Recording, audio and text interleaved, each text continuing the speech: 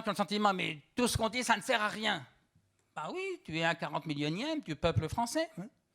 Et quand ils sont 300 000, c'est ce que rappelait le politologue hier, c'est plus qu'un individu, mais c'est quand même une toute petite minorité. 1 million, 2 millions dans la rue ou au grand débat, c'est une toute petite minorité. Et donc, moi, j'ai envie de dire, développons l'obéissance. On pourra après faire un débat sur les cas exceptionnels, qu'il faut se faire exceptionnels, où on a le droit de désobéir.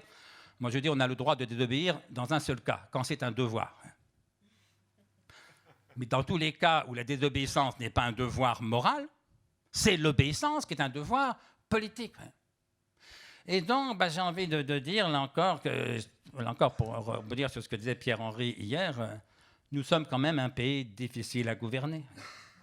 Et quand je vois que les 3 derniers présidents de la République ont été à ce point impopulaires, quand je vois à quel point celui d'avant, Chirac, est devenu post-mortem populaire, je m'interroge quand même un petit peu, si vous voulez.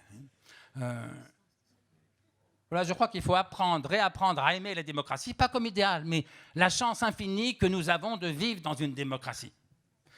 Et apprendre à être un peu plus indulgent avec nos dirigeants. Parce que je crois qu'il y a une urgence, ce sera mon dernier mot, qui est de réhabiliter la politique. Nous n'y parviendrons pas en crachant perpétuellement sur ceux qui la font ou sur ceux qui en ont fait leur métier. Alors, si vous plaise pas, vous avez le droit d'en changer. La démocratie sert évidemment à ça. Mais moi, je m'interdis depuis plusieurs années d'ajouter de la dérision à la dérision.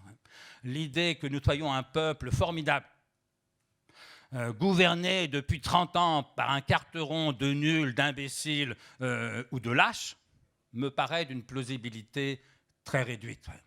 Et donc, je dirais, apprenons à aimer la démocratie, apprenons à obéir et apprenons à nous respecter les uns les autres, mais y compris à respecter les hommes et femmes politiques.